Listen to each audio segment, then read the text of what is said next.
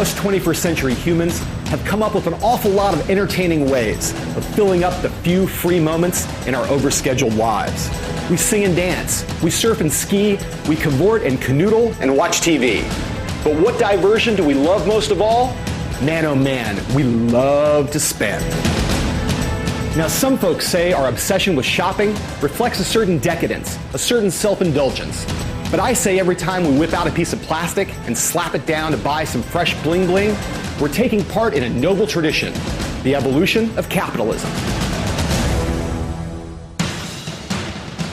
But now a new phase of capitalism is upon us, the age of e-commerce.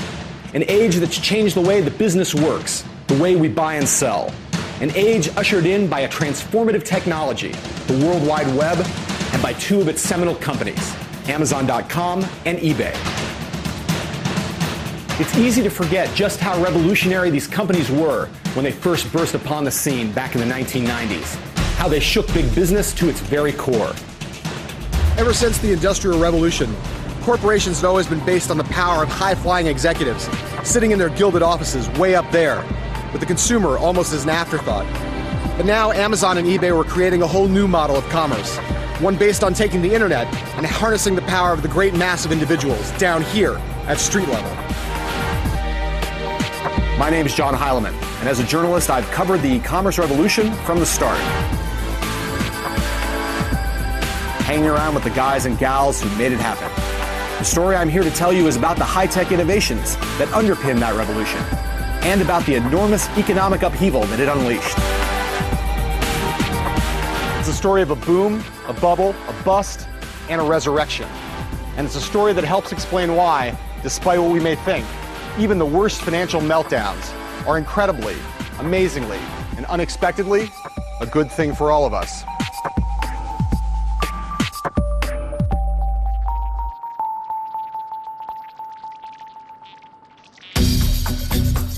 It's almost a cliche, but if you're searching for the next big thing in high tech, the best place to look is a garage.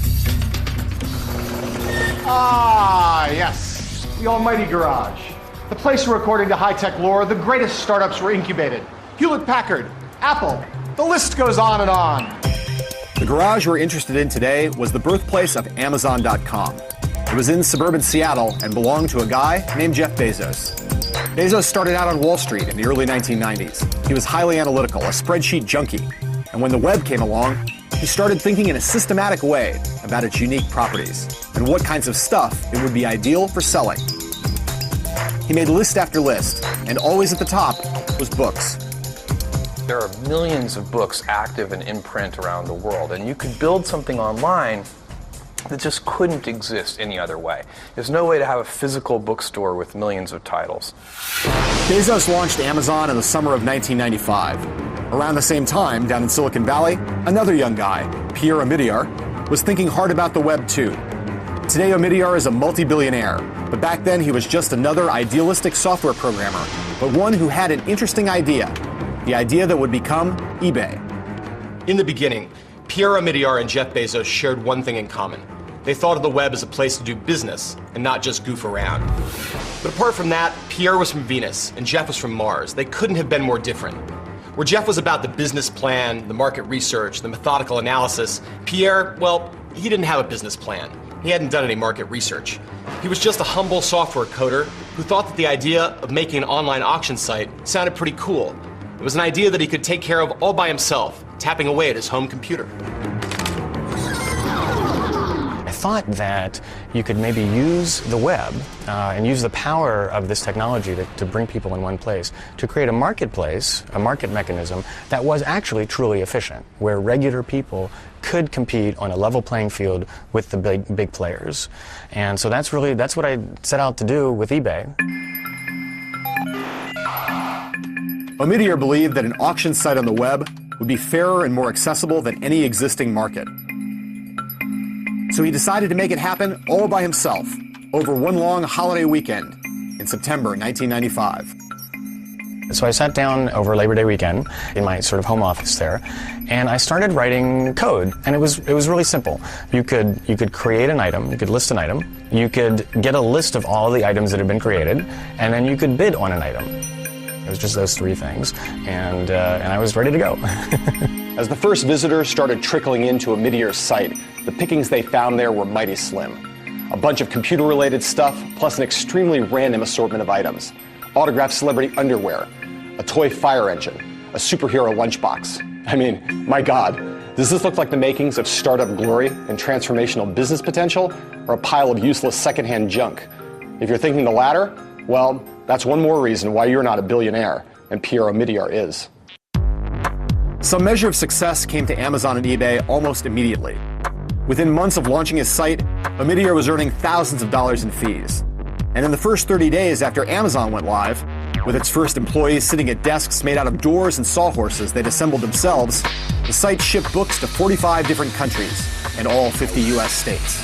Our business plan that we had written called for very slow growth, and in fact, we had to kind of rip that business plan up and replan everything because the early customers were really taking on to this service very quickly. We thought it would take a long time for people to kind of, change their mindset and decide to do online shopping. The early success of Amazon and eBay didn't go unnoticed on Wall Street, where certain analysts were startled to discover just how fast the web was spreading. One of the most prominent was Henry Blodgett, who would become one of the poster boys of the boom, and later, one of the scapegoats for the bust. Suddenly the company started putting up incredible numbers, quarter after quarter, and the traffic growth was so far beyond what anyone had ever mentioned to me. It was literally astounding to look at it and say, how could it be growing this quickly? How quickly? Well, consider this. After the invention of radio, it took 38 years before 50 million people were using it. With TV, it took 13 years. But once the internet was opened up to the general public, it took just 4 years before it had 50 million users. This was explosive growth, for sure. But what was driving it? Well, to answer that, we need to get a little bit geeky. We have to understand the collision of two technologies and the pair of laws that made them unique in the history of mankind. The first technology was the silicon chip, governed by what's called Moore's Law. Coined by Intel co-founder Gordon Moore more than 40 years ago, Moore's Law states that the speed and power of integrated circuits, from microprocessors to memory chips, doubles every 18 months. Now, your first reaction to that might be, so what? The point of doubling is that if you look over time at how many steps of doubling it takes to get a preposterously large number, you don't need that many steps. So for example, to go from 1 to 1,000,000, you only need 20 steps. And so in very few steps, you get tremendous growth. This logic-defying doubling stems from engineers' ability to make transistors smaller and smaller. And it's why computers have gone from giant machines that fill up entire rooms to super powerful laptops in what amounts to the blink of an eye. Any number of innovations that have gone into making transistors smaller. They range from how you etch the transistors onto the surface of silicon to what materials we actually make the transistors out of. What Moore understood when he came up with his law was something about engineers. That the first thing they do with each generation of denser chips is use them to make, wouldn't you know it, even denser chips. The process, in other words, is autocatalytic, meaning self-accelerating. Once he made that declaration, it was almost a rule to live by for microprocessor designers. They felt obligated to sort of deliver on whatever technology improvements were needed to make transistors small enough to provide the doubling. But Moore's Law is only half of the story behind the technological miracle of the web. The other half is a rule known as Metcalfe's Law, coined by Robert Metcalfe, inventor of Ethernet. Metcalfe's Law says that every new node, meaning something like your computer, that's added to the network doesn't just increase the network's value by +1, the curve is much, much steeper than that. It's the Moore's Law of connectivity, and this is how it works. If we have 2 users, then that's one connection between them. They can each talk to each other. So let's add another user. If we have 3 users, then that gets you 3 possible connections. If we go to adding another user, that gets you 6 connections. So we're seeing some growth here. Let's jump up a little bit more. If you go to 10 users, there are actually 45 possible connections between pairs of users. So notice that the growth is quite steep, in fact. And in fact, if you go to 100 users, by that point, it turns out that there are almost 5,000 possible pairs of users who could choose to communicate with one another. And so what this really means for the growth of the internet is that the internet gathers momentum as it goes, which is to say, as the number of users increases, the usefulness of the network increases, and it becomes even more compelling over time for new users to join the network. By the middle of the 1990s, Moore's Law and Metcalfe's Law were working hand in hand, fueling an upward spiral. Faster, cheaper, more powerful PCs were increasingly connected together, making the network exponentially more useful and exponentially more popular. Though the folks on Wall Street didn't have a clue about how all this technology worked, they could see that this internet thing was really taking off, turning into a bona fide mass medium, which meant that there was a killing to be made. And when ignorance meets rampant enthusiasm and unbridled greed, well, you know what that means. It means that a fantastic financial bubble is just around the corner.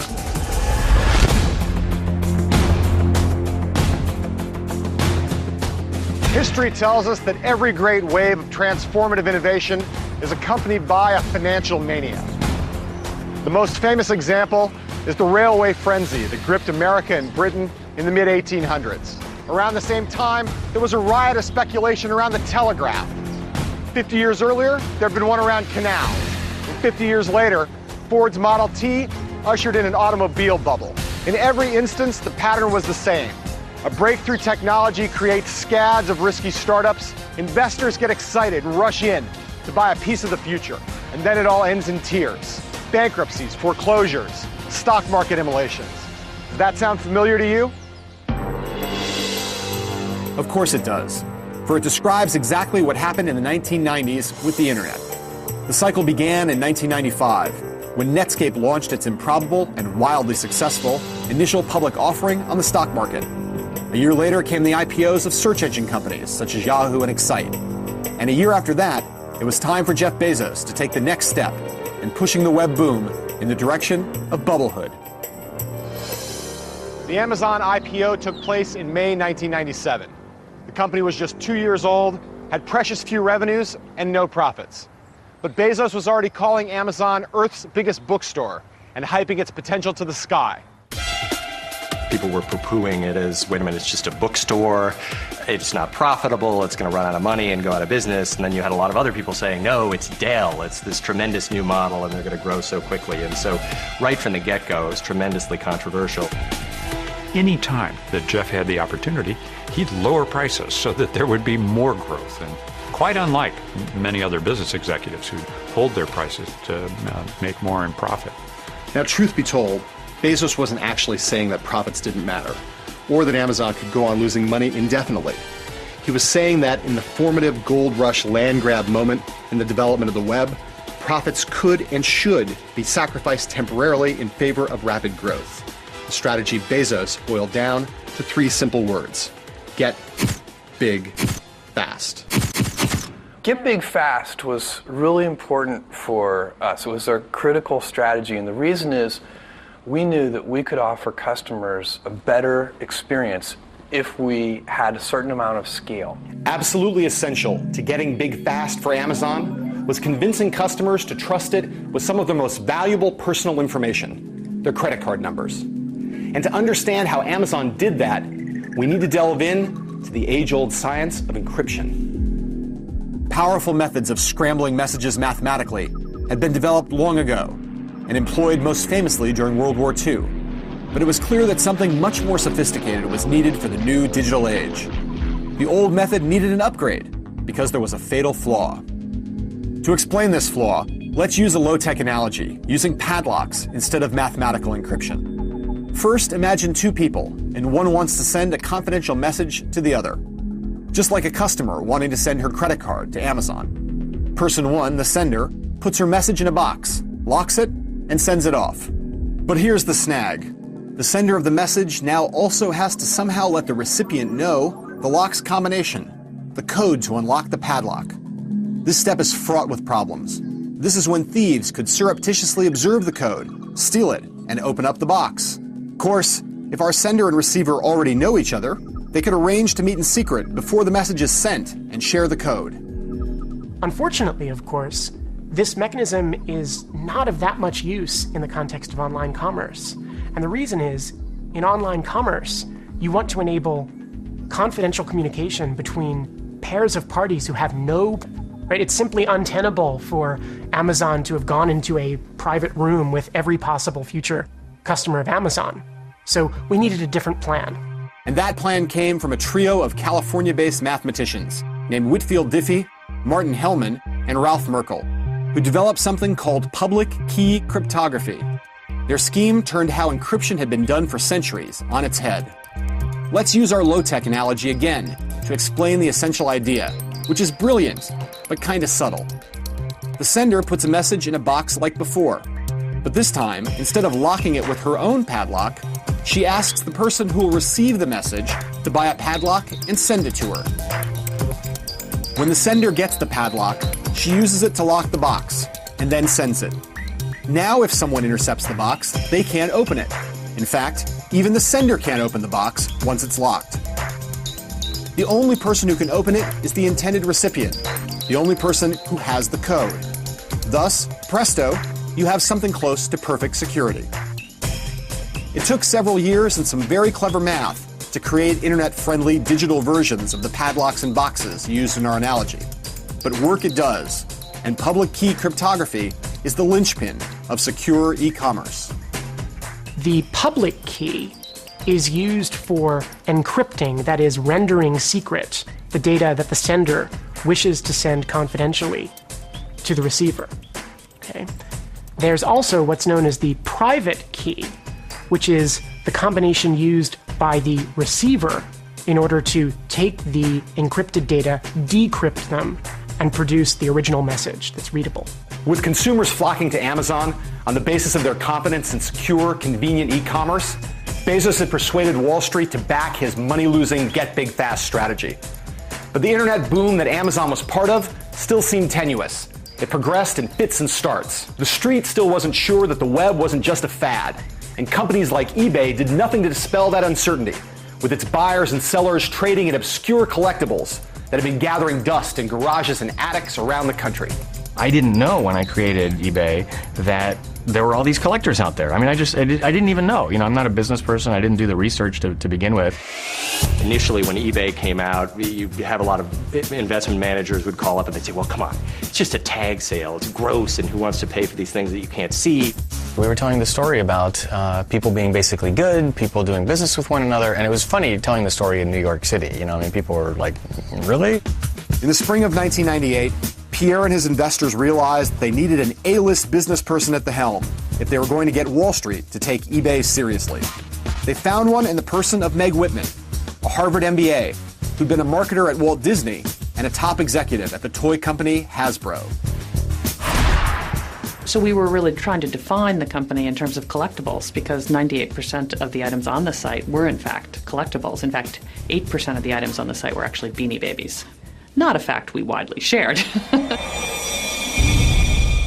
eBay was scheduled to launch its public offering in September 1998, at a moment when the world economy was jittery because of that summer's Russian financial crisis.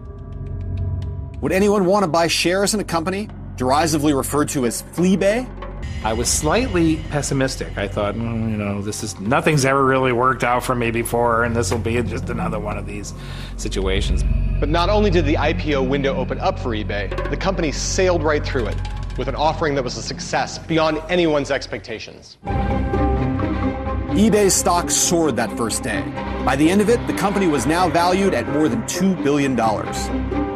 The issue was priced at $18 a share, and I think actually went public at $50 a share. My partner at the time was taking photographs of the television screen on CNBC every time the ticker would go by, because he just thought, well, my life has changed now forever. It's fantastic. Meanwhile, Wall Street was casting its eyes back at Amazon and liking what it was seeing. Leading the charge was Henry Blodgett, who toward the end of that year declared that despite still posting huge losses, Amazon shares would double within a year. I remember sitting on a flight back from Houston to New York with my spreadsheet in the back row and saying, okay, let's run the numbers again, and what actually is a reasonable case scenario for this stock over the next year. And I came out with a $300 to $500 range and picked the middle one. And I was actually shocked at the reaction. Blodgett's prediction caused a media sensation, and that sensation sparked a buying frenzy on Wall Street. The result was that Amazon's stock price did indeed double. Not in the course of a year, however, but in the space of just a few short weeks. That was probably the start of the actual manic bubble. The fits and starts of the internet bubble were now officially over, and the era of genuine and uncontrolled madness had begun. Suddenly, millions of Americans and investors around the world were stampeding to their brokers, snapping up shares in any company with a .com attached to its name, fueling the wildest speculative frenzy since the tulip mania in Amsterdam in the 17th century.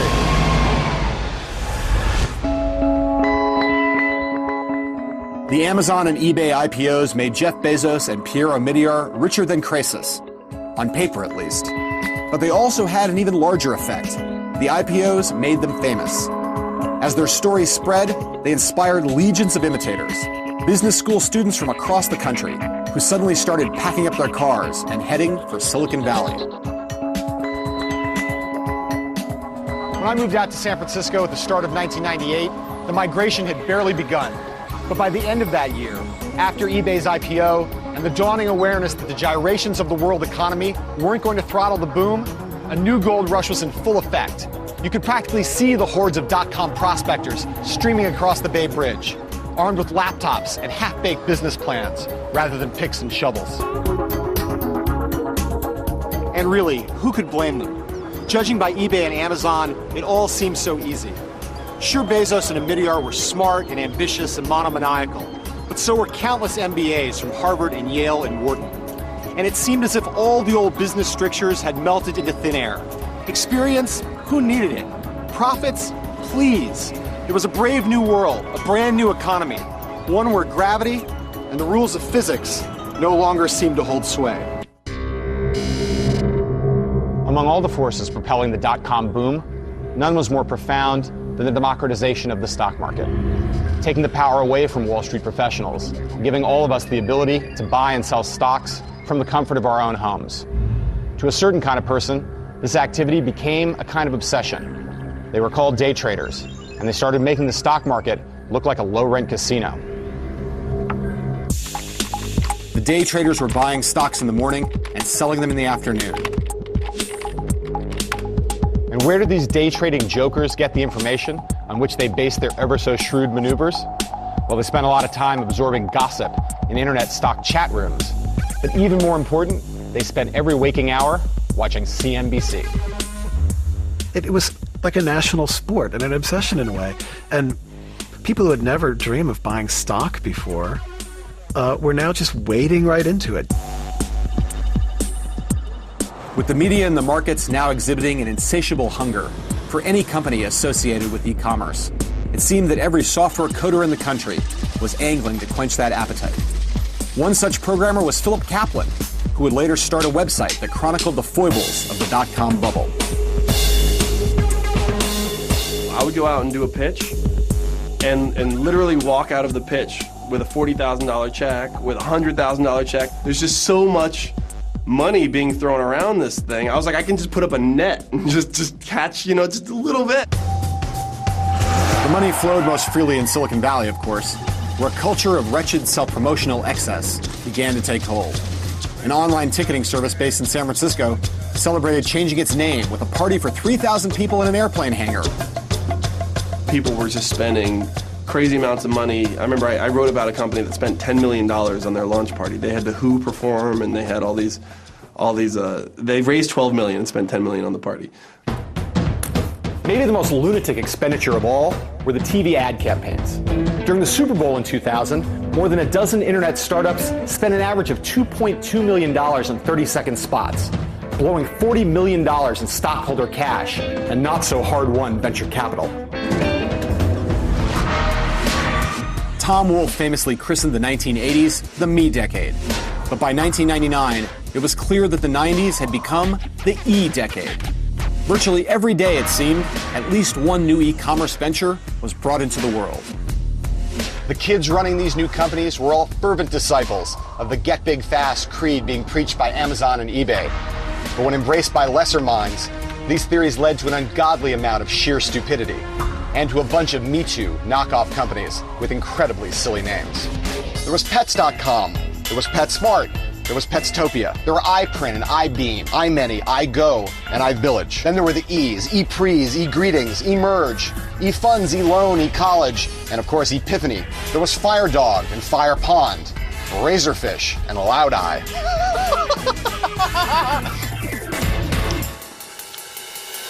Few of these companies had any plausible reason for existing, let alone a basic grasp of strategy or economics. It was a very charged, very energetic, nearly frantic time when it was easy to lose your bearings and some of your judgment. Now you might wonder why the Valley's genius venture capitalists were funding all these derivative, dopey, and entirely hopeless outfits. Were they crazy? Greedy? Well, maybe a little of both. What they were really doing, though, was hedging their bets. They knew full well that most of the e-commerce .coms were doomed from birth, but they thought that one in every category might survive or even thrive, and they were willing to risk a couple $1,000,000 so that they wouldn't mess out on the big score. We're playing, with fire, but you kind of had to, or you couldn't be in the game. But what about the professional money managers on Wall Street? Didn't they realize that we were in the midst of a lunatic, speculative bubble?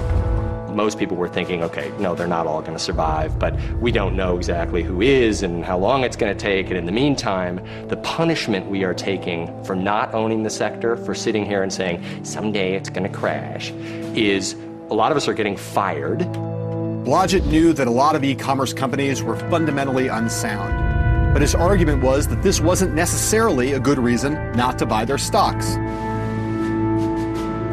The trouble for him was that on occasion, he put his unvarnished views of these outfits into private emails, and that would later come back to haunt him when the bubble popped. Remember the Henry Blodgett email where he wrote this thing? He said, this piece of company, but we have to recommend it. He was an analyst inside an investment bank. He knew the company was garbage, and yet he was recommending it because that was how they made their money. And he actually got in trouble, but in a sense, he was actually one of the few honest people in the whole process. The internet boom had now officially turned into a speculative bubble. But it wasn't the only financial mania happening at the time. A second one, closely related, was in telecommunications. Dozens of companies were racing to stick thousands of miles of fiber optic cable into the ground to accommodate the swelling demand for bandwidth that made the internet go. To understand why this is important, it's time again for a little bit of tech talk. Like most internet technology, fiber optics relies on the extraordinary properties of ordinary materials. The silicon chip ultimately starts as sand, and fiber optic cable is made from either glass or plastic. Fiber is essentially a strand of glass as thin as a human hair, which carries beams of light.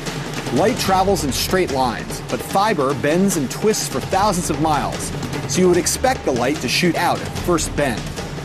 Well, to stop this from happening, fiber is coated with a kind of mirrored surface, which keeps the light inside. But how exactly do rays of light enable the transmission of text and pictures and videos and emails, and all the rest? It uses an idea of great simplicity that dates back to the days when ships at sea had to find a way to communicate. They would flash lights at one another using Morse code. A combination of long flashes and short flashes would then be decoded into letters of the alphabet. That's pretty much how fiber uses light to carry information. The light isn't a continuous stream, it's a stream of pulses representing the ones and zeros that comprise computer code. But while a Morse code operator might be at best able to send 1 or 2 flashes a second, fiber optic cables can carry some 10 billion pulses of digital information every second. Now, the question you might ask is, how did the internet cope with this massive explosion in users and data? Why didn't it just grind to a halt? The answer lies in an extremely clever, though simple idea that all of us are familiar with, but in a different context.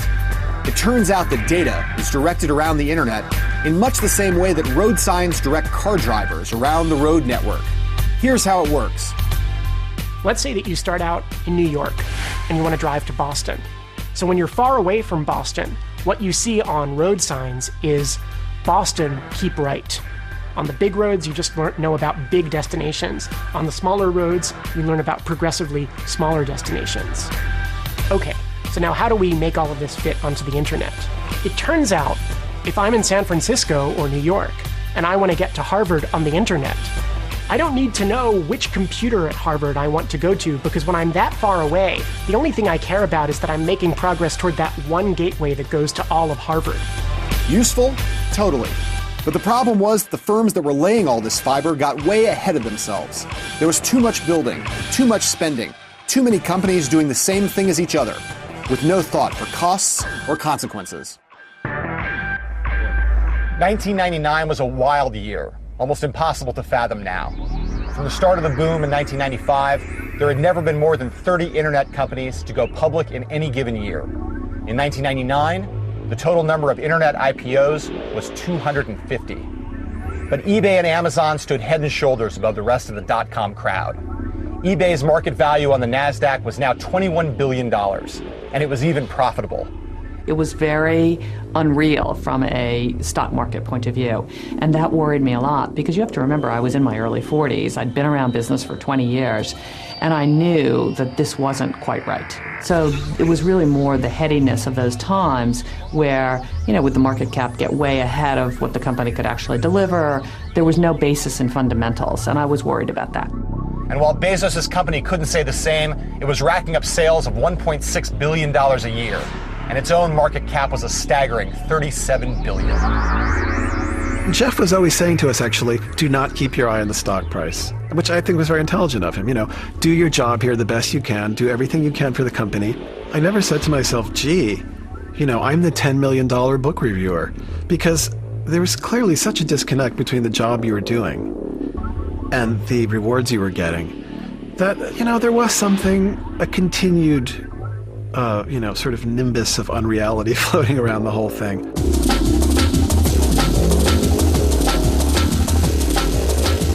Now, as the turn of the millennium drew near, Jeff Bezos was given an accolade that in the past had been accorded to the likes of Mahatma Gandhi, Martin Luther King, and Adolf Hitler. He was named Time Magazine's Person of the Year as the embodiment of e-commerce. For Bezos, this was quite an honor, a sign that he'd been elevated into the pantheon of American business icons. But more cynical minds read it another way, as a sign that the end was nigh.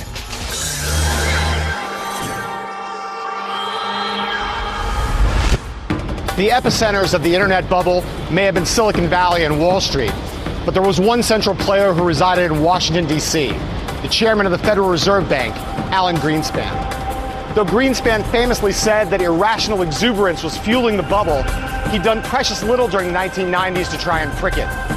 Greenspan believed that technology was creating a new economy, one where the old rules no longer applied.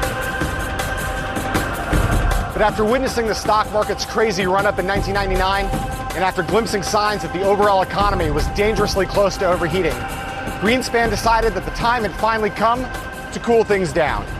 In February of 2000, and then again in March, the Fed raised interest rates to their highest level since 1995. Moves that signaled that Greenspan was now determined to put the bubble to an end. At the same time that Greenspan was making his moves, Wall Street began to train a more sober eye on its dot-com darlings. The holiday season that many had expected to bring a rush of revenues into the e-commerce companies had proved a major disappointment. Suddenly, Wall Street began to doubt the wisdom of get big fast, and to suspect that many of the web retailers were nothing but a house of cards, something that programmer and messed-up company chronicler Philip Kaplan had known for some time. There would be e-commerce sites that we would build where I know that the client would have spent $2, $3, $4 million on these websites. I'd log into the database every now and then and see they had $20 worth of sales, $25 worth of sales, $100 worth of sales. On April 14th, 1912, the Titanic had its fateful collision with an iceberg and dropped to the bottom of the ocean. And exactly 88 years later, to the day, the internet economy met a similar fate. On what would forever after be known on Wall Street as Black Friday, the NASDAQ fell an astonishing 355 points, bringing to an awful end a week in which the index had fallen by more than 25%, the single greatest collapse in the history of the stock market. 18 months after Black Friday, September 11th happened, thus bringing to a conclusive end the long boom that had buoyed the American and indeed the world economy during the 1990s. From its peak above 5,000, the NASDAQ had lost more than 2/3 of its value. Even the most venerable high-tech giants, such as Intel and Sun Microsystems, were now walking wounded, and countless dot-com wunderkinds were now pushing up the daisies. Webvan, dead. Excited Home, dead. The Globe.com, Pets.com, Boo.com, dead, dead, dead. Elizabeth Kubler-Ross famously said that in the face of death, there are 5 stages of grief: denial, anger, bargaining, depression, and acceptance. But when it comes to the demise of stock market bubbles, there's an additional stage that comes before acceptance: recrimination. The mourners feel ripped off by the deceased, so they look for someone else to blame, which in this case meant Wall Street. On behalf of irate shareholders, New York's then Attorney General, Eliot Spitzer, launched a crusade to reform the IPO industry and punish its supposed villains. His most famous target was Martha Stewart, but coming in a close second was our old friend, Henry Blodgett. Obviously, people are angry. People lost a ton of money. Using the critical emails that Blodgett sent as evidence, the U.S. Securities and Exchange Commission charged Blodgett with civil securities fraud. He settled without admitting or denying the allegations and was banned from the securities industry for life. Unfortunately, I can't go into a lot of detail on the emails, but certainly from a larger perspective, yes, I rode the internet wave up incredibly. I was incredibly fortunate in terms of the timing of my being there, and I was optimistic about the right companies at the right time, and so I saw a tremendous benefit from the boom, and then I think probably more than any other analyst felt the brunt of the crash, which was like hitting the rocks full speed. 5 years later, the bitterness over the dot-com bubble has subsided. Acceptance has set in. But for most people looking back on it, the bubble still seems like a moment of temporary insanity, in which lots of good people got fleeced by a bunch of digital future hustlers. All in all, a very bad thing. But there is, in fact, another school of thought, one imbued with a greater sense of historical perspective and economic logic, one that sees the bubble as having had its virtues, and the pain it caused as the price we pay for progress. The great dot-com crash of 2000 and 2001 was indeed great by any standard. Some $3.5 trillion in paper wealth evaporated in the space of 1 year. But it was hardly a unique event. When the railway bubble popped, railroad stocks lost 85% of their value almost overnight. And the collapse of the automobile, canal, and telegraph bubbles caused panic and recession too. But out of those bubbles came mass communications and the road and railway networks that are so crucial to our daily lives. The same has proven to be the case with e-commerce. A jillion dum-dum.coms may have perished, but a handful of companies have not only survived, but turned into hugely profitable behemoths. You could say, in fact, that Amazon and eBay are the Ford and GM of the web economy. What Amazon and what eBay did was fundamentally different, and they did it early, they did it aggressively, and they did it extremely well, recognizing that the customer experience was paramount. And that's why they exist today and are the global multinational corporations. The lessons of both eBay and Amazon, indeed, are that the most successful e-commerce companies did more than just use the web to sell stuff. They understood that you have to use it to give power to ordinary people in ways that are fundamentally different from the old top-down, one-way, one-dimensional, one-size-fits-all mass production ethos that dominated business in the pre-web economy. A business like eBay is all about empowering the people, regular people, to use the tools in the way that they see fit, and then sort of, stepping back, getting out of the way, and letting the people run with it. Though the details are different, Amazon's approach is similarly about the empowerment of its customers, even when that empowerment sometimes annoys its suppliers. Consider, for example, Amazon's policy of letting readers add uncensored book reviews to the site.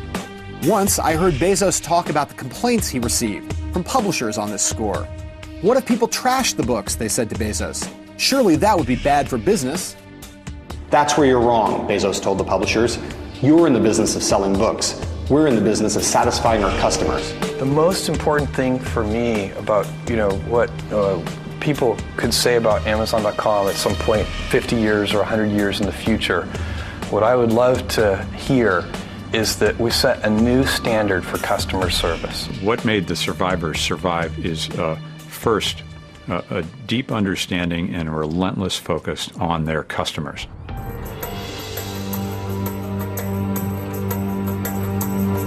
But what about the losers, you might ask? Surely all the pain and suffering and the decimation of wealth outweighed the survival of a few perennials. At the depths of the crash, I put that question to Andy Grove, the legendary chairman of Intel. Grove is a congenital skeptic, and during the dot-com bubble, there'd been no louder naysayer. But now Grove argued that the bubble had actually been a good thing. What this incredible valuation craze did, he said, was draw untold sums of billions of dollars into building out the internet infrastructure, everything from fiber optic cable to Amazon's customer database. And while that infrastructure would probably have been built anyway, he went on, it happened over 5 years instead of 15, a huge advantage to America and the world. Grove also made another argument, that the dot-coms had performed an invaluable service by putting the fear of God into brick-and-mortar firms, by forcing them to get serious about the web, to turn themselves into internet companies almost against their will. So the dot-coms didn't die in vain, I asked?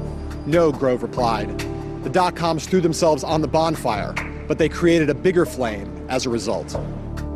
Many jobs were lost, companies failed.